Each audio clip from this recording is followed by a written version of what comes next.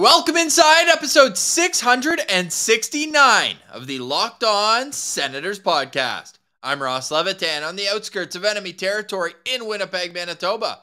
Alongside Brandon Pillar up in the Blue Mountains, and the Sens losing streak has reached 7 games. But hey, at least they got a point in the 4-3 loss to the New Jersey Devils. Speaking of points, Ross, Marc Methot joins the show to make a lot of great points on this game. And we get into agent Twitter beef, defenseman talk, and a whole lot more with Meth on our usual Friday show.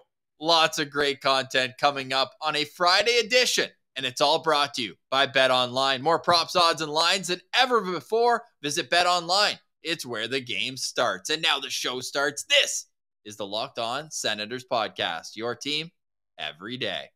You're Locked On Senators, your daily podcast on the Ottawa Senators. Part of the Locked On Podcast Network. Your team every day.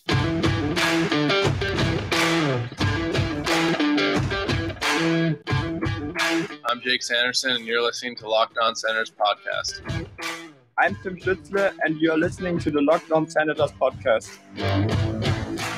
Thank you for making Locked On Senators your first listen on this Friday, November 11th. The show is free and available on all platforms, including on YouTube, where the best way you can help the show grow is to subscribe to the Locked On Senators channel. The road to 5,000 continues, and be a friend, tell a friend to do the same. We also want to know your thoughts on last night's game. You can leave those in the comments below. But first, Pilsy, we're wearing our poppies. We have all week. It's a very important day of the year, Remembrance Day in Canada.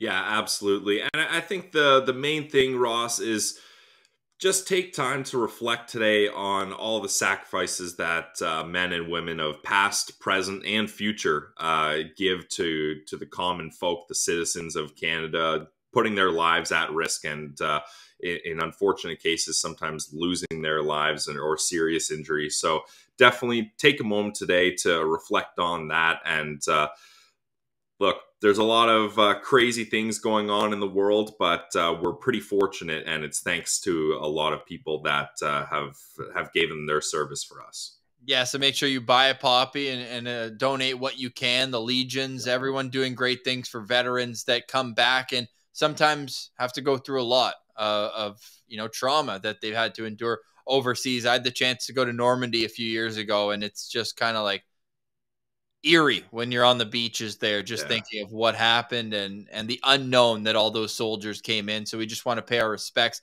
to every man and woman of service throughout. We appreciate your service. Thank you for allowing us to be a part of your day as well as, an escape of what's going on. We know we got a couple out in Nova Scotia that listen to the show, and we just want to know that you're appreciated. And I feel like as years go on, and of course people are still serving and will continue to serve, but the great wars, the World War I, World War II, I remember growing up, right? There would always be veterans that would come and speak to you, and now time remains undefeated. There's less and less because it's now going on 70 plus years since the Second World War. So it's even more important that people who are still with us continue to share those stories, whether it's, through film, through books, through whatever it is. But it is a worthwhile thing to go down to the War Memorial one year as well, if you are in Ottawa. All right, to the game last night, the Ottawa Senators, the losing streak continues. Pilsy, we get into it with Meth a lot, so we'll save it for there. But, where are you at? We said they had to win 2 out of 3, and so far they've got 1 of a possible 4 points. Yeah, I mean, how many must-win games can you label in an 82-game season? Drake Batherson said, last night's game is a must-win. The Sens are now winless in their last 7, going home to Philly for Claude Giroux's homecoming party.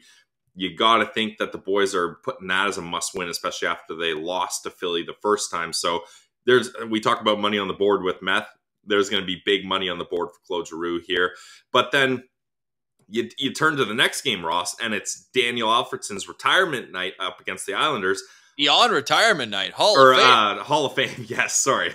That's a mix-up there. Hall of Fame night. So you got to think at home you're going to want to have a win there. That's got to be a must-win game. But I don't know. I'm at a point now where my expectations just keep getting lower and lower and lower because I think this team is going to turn it around, but it might be too little too late. Like, Ross, we've seen the past couple seasons, the Senators finish the season hot. Like, one of the hottest teams if you go by their like final games record in that last stretch, but they're already out of it in November, so it's all a moot point at that point. Like, who cares if you have a great finish to the season when your season's already lost the second month in?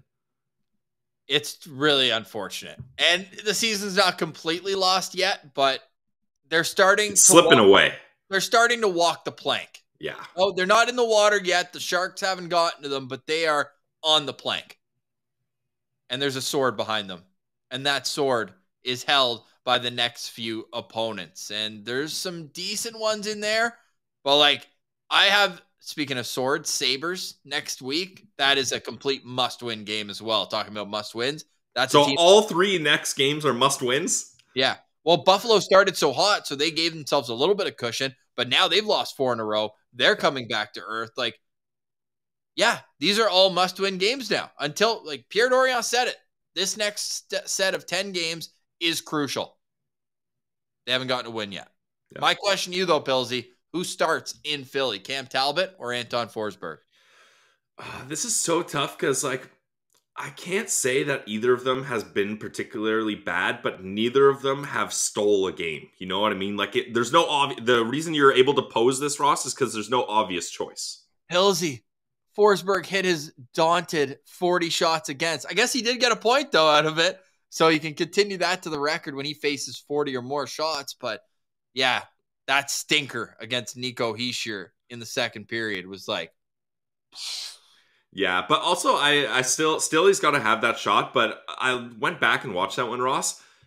I'd like for Hamonic to be a little bit more aggressive on that play. The loose puck's right there. All he needs to do is make that quick decision to be aggressive. Even after he doesn't get the loose puck and he sure has it, there's kind of 2-on-1 forming, but it's not really that dangerous. The other guy doesn't have that much space. I would have rather Hamonic just fully turn the Jets on and pressure Hischier rather than allow him to get in there. Because, I mean, if that was a guy on the fourth line for the Devils, sure, give him that space. But this is Nico friggin' Hischier we're talking about. A first overall pick, the captain of this team, who's one of the hottest players in the Eastern Conference right now. Like, don't give that guy space. So, although I agree that's one Forsberg's got to have, I would like a better play from Hamonic there too. But to answer your question, I didn't answer your question. I would go Forsberg because I thought he made a lot of great saves other than that stinker with Hischier there. And the other goals I thought were results of poor defensive plays, as per usual with this squad. And seeing him snap his stick after that game, like he wanted that badly. So to feed off that emotion, let Forsberg have another start here. And also, as Tendies, Ross, we know you need time to go through the ebbs and flows of being a goalie. I don't like the notion of putting a goalie in, he has a frustrating loss, and then taking him out and having him sit on that. So I'm going Forsberg next game. Okay. Well, we'll see if this rotation continues because Talbot got Vancouver, then they go to Forsberg, and now it'll be interesting. A slight revenge game, although Talbot only played 4 games against Philly. Hey, good vibes last time they were in Philly. Brady got his 30th goal in a meaningless game 82, and now we're at game 14, and it might be meaningless. Pilsy will get you a preview tomorrow morning with 3 things you need to know. We've been posting those on our Instagram at lockedon.senators and on our YouTube page as shorts, so they don't come up in the immediate uploads area, but we do have a little bonus content for you there. Shocker, as we are your one-stop shop for all things Ottawa Senators. Couple great guests this week. If you missed Bruce Carriok yesterday, I thought he came off very likable in our interview with him. So if you missed that, definitely worth tuning in. And then Marc Methot today, and we get into a lot more of the game and the things that go along outside the game when a losing streak like this happens. But before we get to it, I want to let everyone know you should follow at Sens Central. Not only will Pilsy and Jack Richardson have the postcast tomorrow, I'm going to jump on remotely from B-dubs. No free ads, but Buffalo Wild Wings is going to host me tomorrow afternoon in North Dakota as I'm going to go. Pilsy, should I throw Tyler Clevin in the trunk of my car?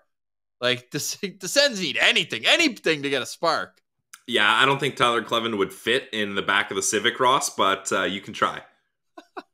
I'm excited to see it. So I'll have a full report on the K train and how he's doing and have some boots on the ground at the Ralph Engelstad Arena. Martian, get your pen and paper out because that boots on the ground picture is coming soon. But yes, we will still have the postcast tomorrow. Note the start time, 1 p.m. start time in Philly. So the postcast should be around 4 p.m.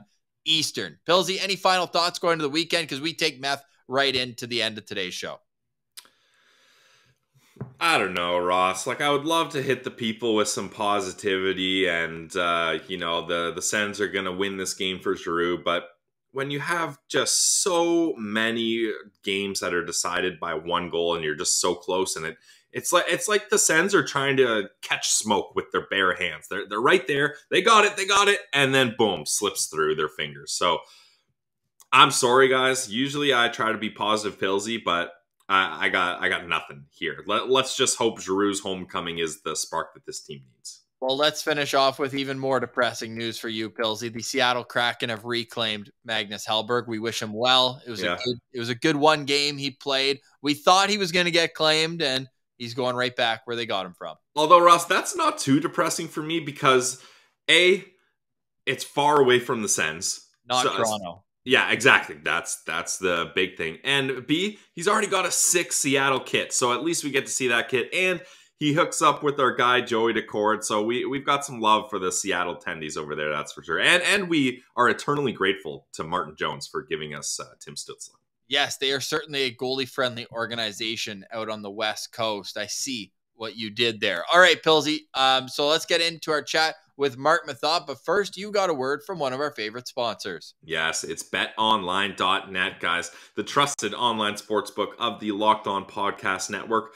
And for a good reason, they got all the latest odds, news, scores, player performance, props, over-unders, money line, puck line, whatever you like, they got it. And sure, the Ottawa Senators have been on a slump, but there's ways around it because it's not just hockey on the website. They got football, basketball, baseball, soccer, golf, UFC, any sport. You can find it on betonline.net. So head to the website today, guys, or use your mobile device to learn more about the trends and action. Guys, it's betonline.net, where the game starts.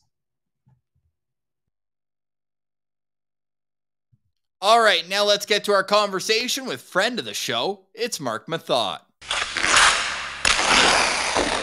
All right, we now welcome on a very, very good friend of the show. It's Marc Methot. You saw him on TSN on Thursday breaking down the Ryan Reynolds situation and all things Ottawa Senators. Meth, what was the vibe in the rink there on Thursday? It was wild. Almost to the point where I was like kind of cringing a little bit because I'm like, here we are like celebrating this guy like he's the next coming in. But I do respect the fact that it's obviously very exciting for a lot of people. I know everyone's already heard me say all this stuff, but there was a buzz, and then I don't think it was that planned. I know that there was a plan to interview him. He was going to do like a one-on-one with Claire, and I believe that got shot down at some point, probably because he's trying to remain somewhat quiet about the whole thing. But yeah, when they announced him in the building, everyone lost their marbles and got up. And what was funny, and we talked about it on Overdrive, I think it was on Overdrive, where even the players, the Ottawa bench got up and started snapping their sticks on the wall.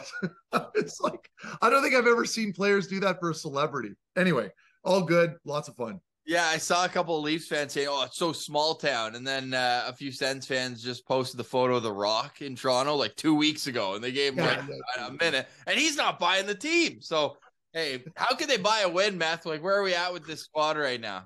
Well, I'm sure you guys covered a lot of this last night in your postcast. But I don't know, man. Like, we've been kind of milling over this now for the week, since the loss to Vancouver, trying to find an answer. What's going on? Blame the defense, blame the coach, blame everybody, blow it up.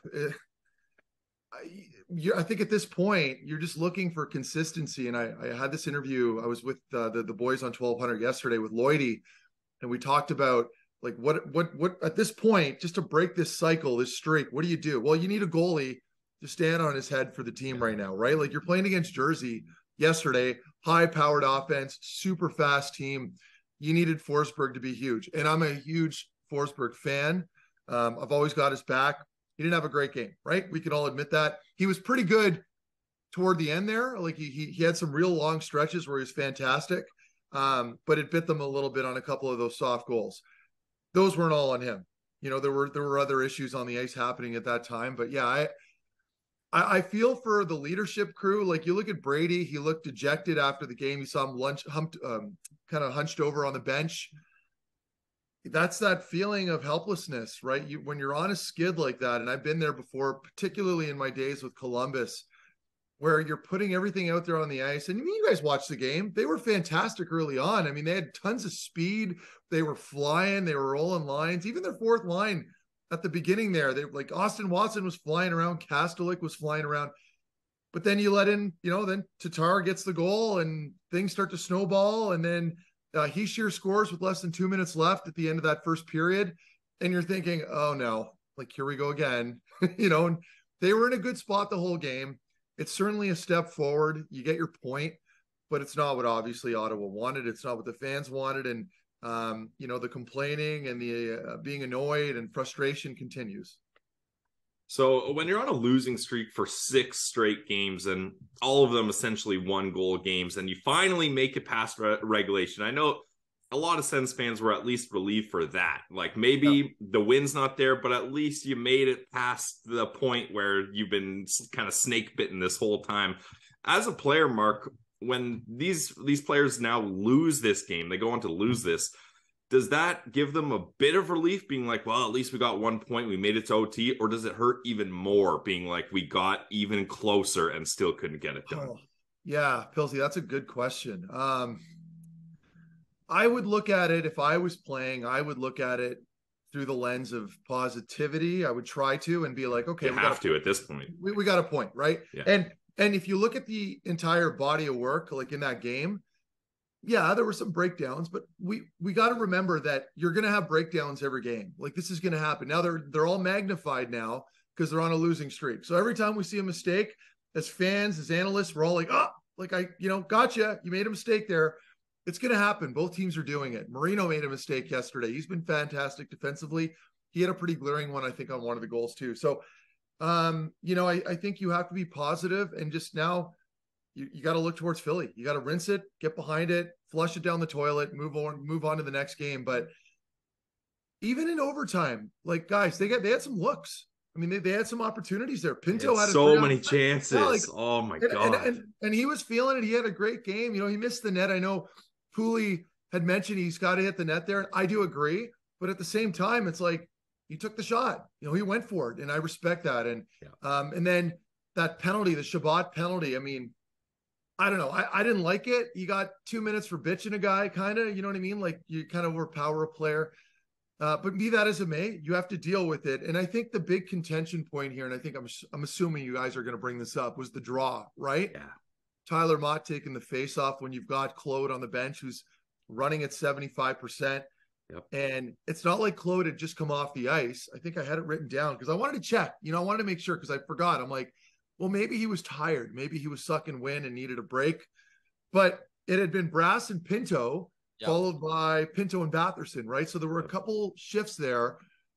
So, and I've had DJ's back lots this past week. I think there was a bit of a mistake there. Easy to point the finger when Mott loses the draw. But if you're going off the numbers, Tyler Mott had only taken 2 faceoffs all game. And that was one of them. And you lose the draw, right? So, you can point the finger at one mistake and lose your marbles. I mean, I guess it's warranted to a degree, but I think overall, I was pretty happy with the way most of the team played. They seemed a lot more competitive. It was a better game than the Vancouver game. Yeah, definitely. Even though they get outshot, it just felt like they were in it the whole time. And yeah, that's so frustrating because Giroux was on a 4-on-3 power play his whole overtime shift as well. It wasn't like he was sucking wind up and down. I know. So what do you guys think? What do you guys think about that draw? Like, how would you have played that? Do you throw you got to get Giroux in there when he's winning 75%, win the draw, dump it. And I forget, are the Sens bench in that end or no? No, far end. No, far. So that makes things a little trickier, but still, I mean, there's 40 seconds left. If you can win that draw and dump it, you've almost killed all of that. So I don't know. Like the fact that they put I like Tyler Mott. I'm a Tyler Mott guy, but the fact that they put a winger out there and a winger that doesn't really take draws nonetheless in the most crucial draw of the game.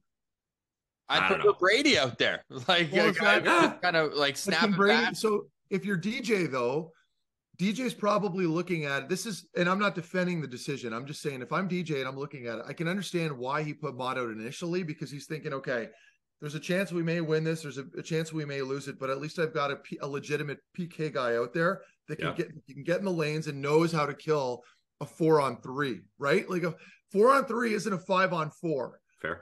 It's challenging and positionally a lot more complex for a forward. Again, I still think you go with a guy that can win a freaking face-off, obviously. But to try to make sense of that decision, I think the idea there was, okay, they're probably like, I don't think DJ's predicting that they're just going to win cleanly, basically, and go D to D1T, Dougie Hamilton, shelf. Like, you know what I mean? So I think I can understand where he was coming from, but I can also understand why everyone's being so critical of that decision, right? Because the guy had no draws all night. Anyway, I'm repeating myself. You probably could have gone with G. I just don't know how comfortable G is playing a 4-on-3. That's the only argument. Yeah, fair enough. I mean, what else frustrates me is you have 2 minutes of 5-on-3 against a third string goalie who comes in cold midway through the third period. He's been sitting there like all the fans for an hour and a half, 2 hours. And next thing you know, he's in there kicking out right pad saves backdoor on he was sick. Like, good. Yeah. Doing like, oh man. It was literally the worst case scenario for Ottawa, right? Like never mind like him perhaps looking a little shaky, cold, no confidence. The guy was like Patrick Roy out there just covering everything. So, Ottawa, and this is where we can't get lost on fans. Ottawa played a legitimately, the hottest team in the NHL right now. Yeah. And they put up a good fight, almost broke the streak. So, I know everyone's frustrated. I think we have to try to bring the temperature down a little bit. I can't believe I'm saying that because it's been 7 games in a row, but give them an opportunity here against Philly. I can understand the pitchforks if Philly doesn't go well, right? But that is a must-win game. Like, this is a winnable game. There's no excuses now. You have to win. How much money will Claude Giroux have on the board in Philly? Oh, when I was in where was I? I'm trying to think. Well, the last legit player that I played with that put up a ton of money was Jamie Benn. I don't remember the milestone. It could have been just opening night, but he put up 10K in Dallas. I've never seen that before. Like $10,000 just right there. Like, here you go. Like I had anxiety for him, and I'm a cheap prick to begin with. So that doesn't help. But for G, I'm going to say $5,000. I'm going to say $5,000. And that's to me, that's significant. Just quickly, I think some fans don't fully understand money on the board. Can you just give a quick explanation of money on the board for some fans that don't know? Yeah, and it happens at all levels. It happens in the American League as well. Significantly less dollars, of course. They put a couple ham and cheese sandwiches on the board. Yeah. Subway coupons. But it still doesn't check out to me because if you're looking at, anyway, I'm not going to get into the numbers, but I still think for the American League level, if you're putting up a couple $100, it's still too much given your salary. Anyway, so typically at the NHL level, you'll have trainers, right? They're going around the room and they'll have a stat sheet out. And unbeknown to the player, maybe it's your 100th point, like you're at 99 points, right? You're about to get to 100 points. A trainer will come in the room as you're all getting dressed before their game, and they'll be like, "Oh, Meth, big night, 300th game for you," or whatever the stat may be. And then everyone just starts basically chirping you, like, "Oh, money on the board." So I have to put up at least $300, like, because it's a 300 number. Typically at the NHL level, you don't put anything on there less than $100 for sure. And then once in a while, guys will put up $100 towards the trainers. It's money that if you win the game goes directly into the team fund. Gotcha. That team fund, whether at the end of the year, some of it goes to charity, but more often than not, it goes towards team dinners and functions, Halloween party, dinner parties throughout the year. And that's what it gets used for. So that's sort of the reasoning behind money on the board. And it just galvanizes the group. Guys get all juiced up. Maybe guys will put up $100 for, OT winner. We did that in the playoffs when I was playing in 2017 there. Like if we came off the ice after the third period, guys wanted to juice up the fund a little bit for the OT goal. Guys will put up, $500 a person or something. So it's a good way to get everybody fired up. That's awesome. I like that. Now you played 624 regular season games, so I'm sure you saw a lot of money on the board. And you also saw, and yes, I looked this up, an average shift length of 46 seconds. Oh, so if I that's nice. Thomas Chabot had 7 shifts over a minute and a half last night, would you say that's cause for concern? How did I know you were going to segue into that? I just knew it. Because it's funny. It's funny, Ross. I looked this morning at the stat sheet. I'm like 31 and a half minutes or whatever he played last night. Where was it here? I got it written down somewhere. 31:58. Okay, I didn't write it down. Anyway, it doesn't matter. The point is, he played a shitload of hockey last night. Yep. Now those numbers as far as shift lengths will get inflated a little bit because of like power play and all that yada yada yada. That'll affect it, but it's too much. It's too much ice, right? And we saw our friend Sean Simpson get into it with a couple agents. They called him out. We can talk about that after if you guys like. It's a little juicy. I don't know what the answer is. I think when the games are tight, you're seeing DJ kind of lean on him a lot because I think at this point the team is so desperate for a win that they're like, I don't care what people think. I need to put him out there because I think he just trusts him more than a lot of the other guys.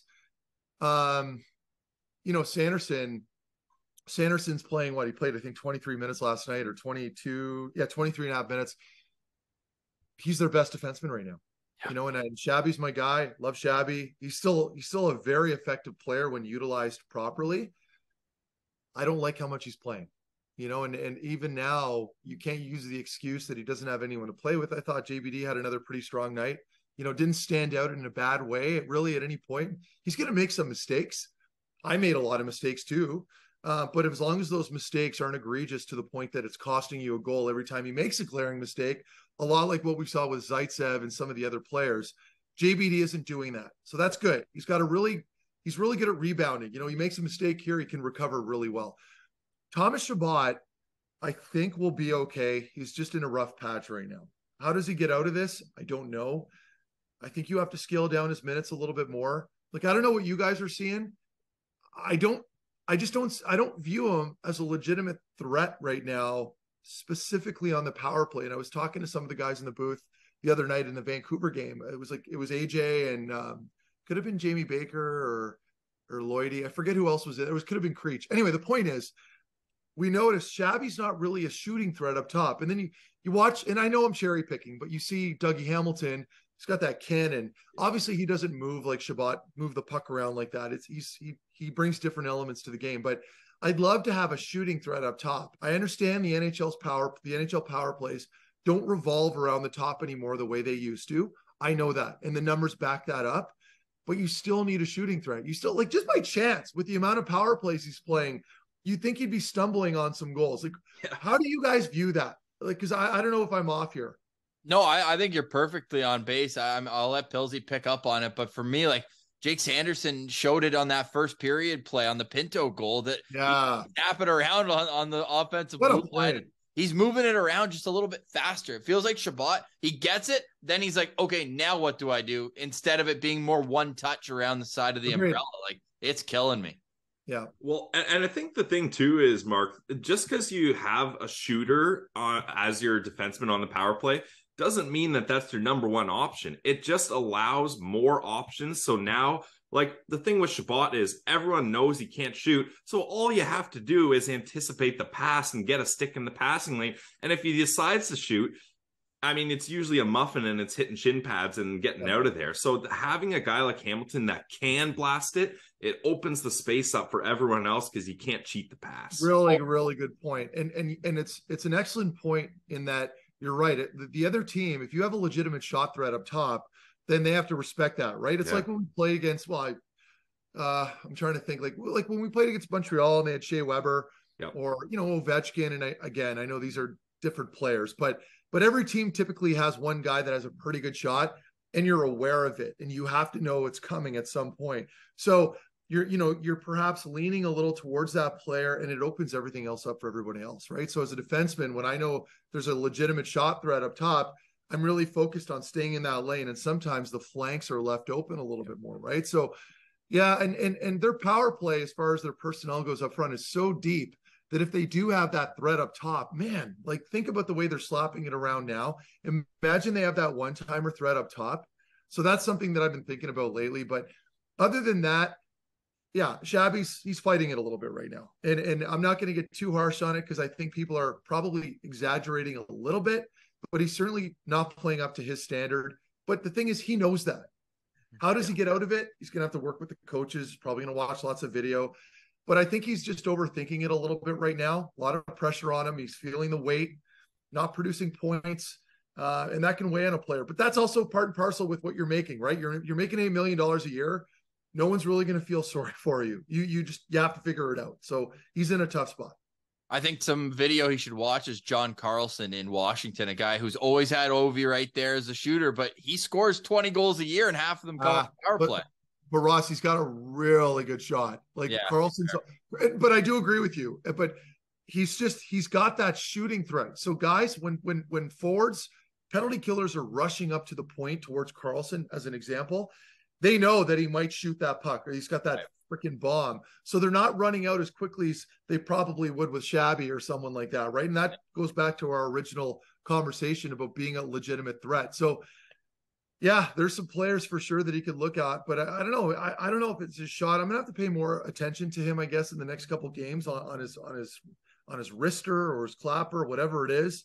But I'd like to see him be more of a threat. I don't know how you fix it, though. I'm not a power play specialist, so I can only get into this so deep. Yeah, that's definitely fair. I wanted to get your opinion on this. So something that fans have been clamoring for a long time. Number 22, finally, a decision is made. He's waived. Now, what's the vibe in the locker room when that happens? I'm not sure how Nikita Zaitsev fits into the culture and locker room there, but nonetheless, this is a veteran guy, one of the most veteran guys on this team. He's been on the team a couple of years. Everyone knows DJ Smith has extra leash for him, but now finally he's being put down on waivers. Does this send a shockwave message throughout the dressing room, or like what does that do when you see that news? Okay, one of the veterans got waived. Well, I mean, I think there's leash and then there's like having 9 lives, right? And I think with Zaitsev, I mean, yeah, Ottawa, like most fan bases, we have a tendency to find a whipping boy.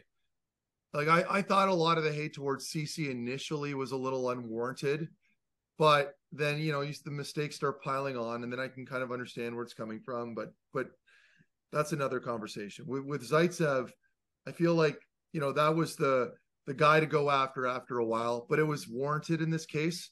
And it was to no fault of his in that he was just constantly being thrown out there, basically being thrown to the wolves, right? Where, I know the coaches, I know DJ had a soft spot for him. And, but at the same time, it's like, you're going to protect the player. Maybe don't play him all the time, certainly coming off a 4-game win streak just to spice things up on the back end. Right. Yeah. But I think as far as the mentality in the locker room goes, I think there's probably a mixture of, this is too bad. We're going to miss him. He's a good dude, mixed with this is a relief, because he was an absolute liability out there. And I don't like saying that about players because I still, I've been doing broadcasting for a couple of years now and I still feel dirty when I badmouth a player. But I mean, enough is enough. And I don't feel bad. I mean, he was making 4.5 sheets or whatever it was a year. I mean, so he's getting paid. Yeah. But if you're not going to produce, I mean, like, then what? So I think it was long overdue. It had to get done. And good on Pierre for making that tough call. I don't think it was a tough call, but obviously it had to have been a little contentious because he'd stick around for that Definitely. Long. But it was done with. He's gone. I think we can all have peace of mind knowing now that JBD has come in and filled in that gap incredibly well.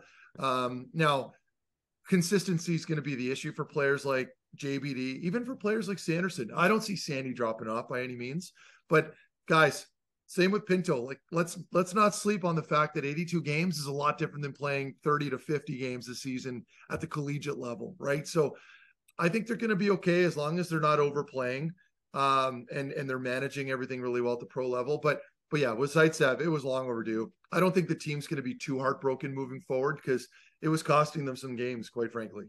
Coming up, we're going to get into some agent talk, not only what Meth referenced with Thomas Chabot's agent having a quick back and forth with TSN Simmer, but also Zaitsev on waivers.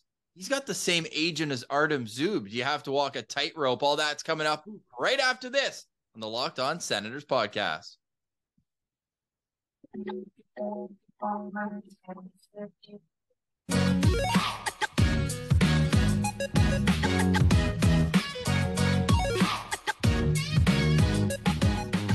are listening to a Friday episode of the Locked On Senators podcast. I'm Ross Levitan alongside Brandon Pillar. We've got Marc Methot with us as well. Meth, I want to start with something you brought up and noticed in last night's game. How many beers do you think Shane Pinto's buddies crushed on average? Wow. A bunch of Long Island boys too, and they were just wild.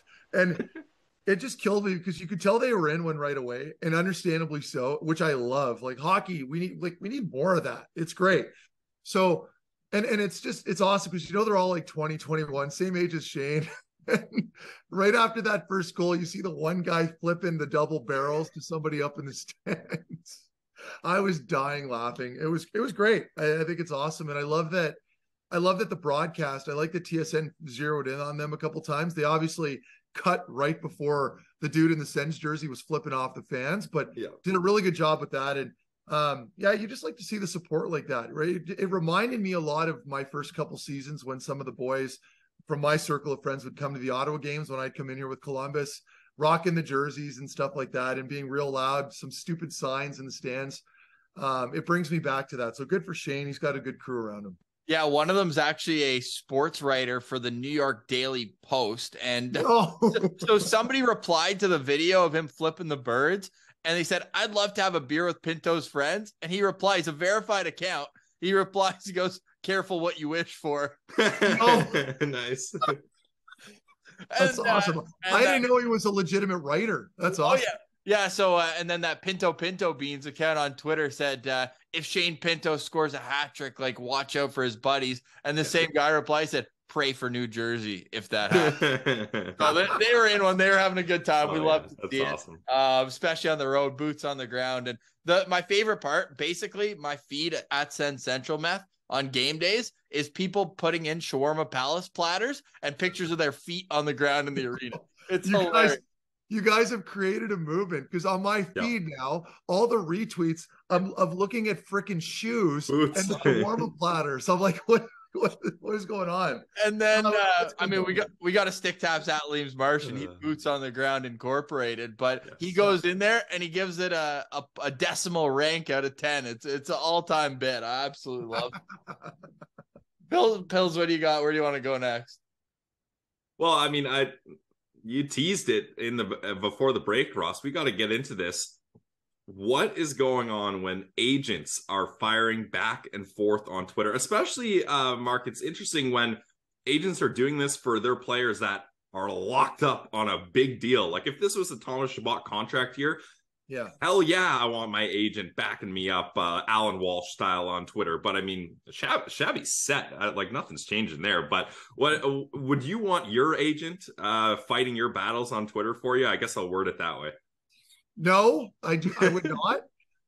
Now I know Walshy pretty well. He's very colorful on Twitter, on social media, but he cares about his players, right? Same with Pulver. I get it, but I definitely wouldn't feel comfortable with that. I mean, that's something that I think should stay off of social media, and never mind the fact that you're arguing with like a media personality that like that's his job, whether you agree with like Simmer for all of his like hot takes, like he's pretty knowledgeable. Like he's a smart guy when it comes to hockey, right? So I'm not saying I agree or disagree with him. Mind you, I have been pretty critical of Shabby lately too, and that's our job, just like you guys. But yeah, no, it's a tough situation when your agent comes forward like that on Twitter, because it kind of just it almost just magnifies and highlights even more what the pundit is saying, right? Like, so you're just shining more light to the shit show.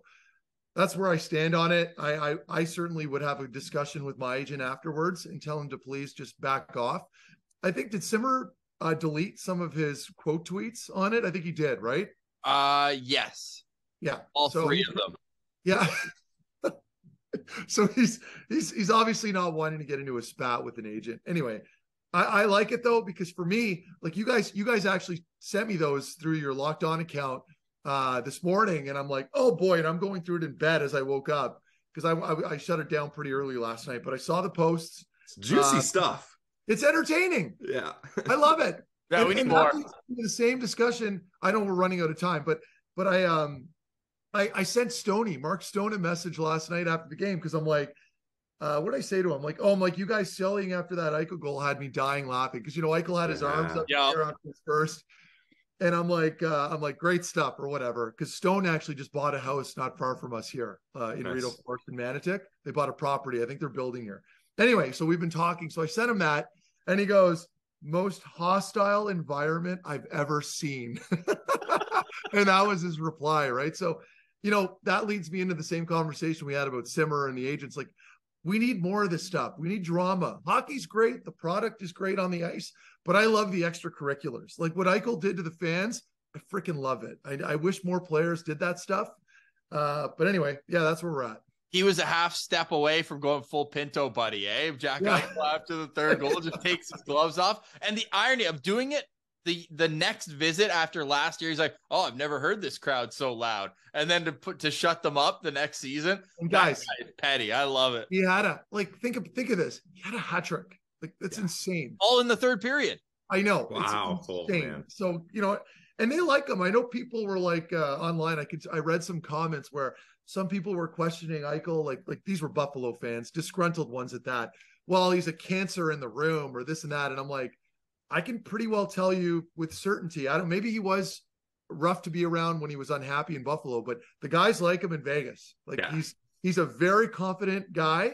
A lot of the American players tend to be, but they like being around him. He's a character, and he knows he's a good player, and I like the swagger. I'm all for it. Did you see though maybe what this came from? What that thought process stemmed from? Cody Eakin was going in for a face-off, and Eichel kind of took a second to do a spin, and he started stretching out his neck a bunch, and it was almost like he was mocking. Oh. It was almost like he was mocking Eichel. Oh man, see, I had a good eye there, Ross. Yeah, I didn't see that. Anyway, well then it's even more warranted at this point, and I'm all for it. I love that. Love it. I absolutely love it. What do we do? What are we doing here? Because I see the timer, and it's really making me nervous. Oh, I know. It's tough.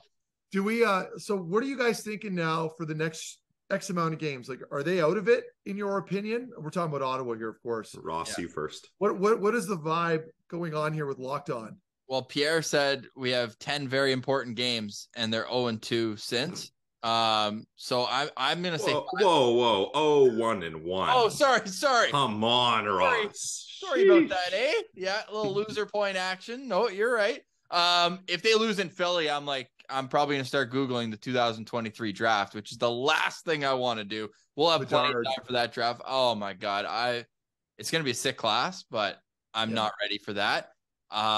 They need to win in Philly, and you know what? They don't only need to win; they need it to be a statement win. They need to win by a couple. Agreed. And then next week, well, you look at the schedule. Like, sorry, I didn't mean to cut you off. You look at the schedule for the next, I don't know, X amount of games. Like, there really aren't too many easy ones, right? Like, if they struggled against Vancouver, and they have I guess last night was understandable. I don't think they really expected to win that game. They tried to, but my point is, it's like you're looking forward here. There aren't really any tap-ins, right? Like this is going to be really difficult just to go 500, I think. And I'm saying that with acknowledgement towards the fact that they're not, that with no Norris in the lineup, with no Artem Zub in the lineup. I don't know when Zub's back, but moving forward now with that current decor, a little thin up top as far as the centers go, not looking good.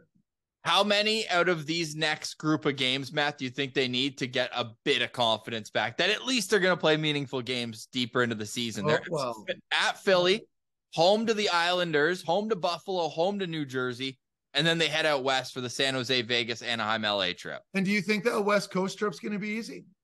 No, I don't care if any of those teams, even if the odd team is struggling over it, that West Coast trip is always a nightmare because the travel, there's a bit of that time change thing that affects you a little bit, and heavy teams, it's a tough travel schedule. This is not going to be easier. Like I'm telling people, you need to be prepared for this. And everyone knows I'm always pro Sens. Like for a broadcaster, I lean very much towards them. I've got a bias. I want them to win. I benefit from them winning games. Same. But if I'm being honest, like this is not going to be this. I mean, I'd be happy with a clean 500 sweep. Like you go 500, you play 500 hockey. That would be my expectation level. Certainly the team is expecting to win more games. But I think if you're going to be honest with yourself and with the way they've been playing, I mean, I'll take 500 hockey at this point. And I mean that. Yeah, very fair. And that's not good. They're still going to be well below. Yeah. And you're still looking at being way outside a playoff contention point by Christmas. Oh, that's brutal. All right. We had your colleague, Bruce Garriock, on. He had some great words for you. He said that you're great at keeping things clear and concise, and we need a quick answer here. But I need to ask, does Zaitsev and how the Sens treat him in these final days affect Artem Zub at all because they have the same agent, or do agents do a good job at keeping each situation clean? No, it doesn't affect it in any way whatsoever because Nikita Zaitsev has not been playing like an NHL player. Now, if this was a scenario where he had been playing decent hockey and it was a contract thing and they wanted to just get rid of him or whatever, then I can understand. But no, I don't believe this plays in part. I don't know what Bruce said, but to me, this seems like a non-issue. I mean, he dug his own grave here with this, and I wish him well. But I don't see a spot for him on this team, and I think the team handled it as best they could. They gave him a million opportunities. Yeah. Let's be honest, and more than $1 million as well. And more than $1 million. If you're looking at how much this guy's been a part of the fabric of this team, I need a little trivia to finish off. Pilsy, who played more games for the Ottawa Senators, Marc Methot or Nikita Zaitsev? Oh, that's got to be close, eh? I don't even know the answer. I don't know. I'm going Zaitsev. Yeah, probably Zaitsev. It's actually less close than I thought. Meth played 304, but Nikita Zaitsev playing 182 games. So it's not even close. Okay. Well, there you go. Wow. But I was hurt. I had a couple significant injuries too. But anyway, the fact you had to think about it though is a problem in itself. Yeah, that's not good. Yeah. Good point. Zaitsev's 182 games is 70th in franchise history, right behind Sergei Gonchar. So to give you a status of just how long it feels like he's been here forever. Like our whole podcasting experience has been the Nikita Zaitsev experience. So I know. I feel bad. I hope he doesn't watch. I hope he doesn't watch this stuff. I hope so too. You know that he hasn't played an NHL game without DJ Smith on the bench. He brought him here after Toronto. He was his assistant defense coach in Toronto. Wow. Yeah, that's a good stat. That's you should have saved that for more trivia. That's a nugget for you next week on TSN, where we find Marc Methot for every Sens home game on the TSN broadcast. We're already looking forward to next week on the show. We said Alfie stories this week. We're going to do that next week, right after he's inducted into the Hockey Hall of Fame. Always appreciate this, Meth. Thanks for having me. Always love our conversations with Marc Methot. Stay tuned next week. We've got another one coming. And in the meantime, make sure you're Locked On Senators on YouTube, where we'd appreciate a subscription, comment, engage with it. It goes a long way for us. And make sure you're following the show on social media as well, at Sens Central on Twitter, LockedOn.Senators on Instagram. And have a great weekend. For Brandon Pillar, I'm Ross Levitan. This has been the Locked On Senators podcast. Your team every day.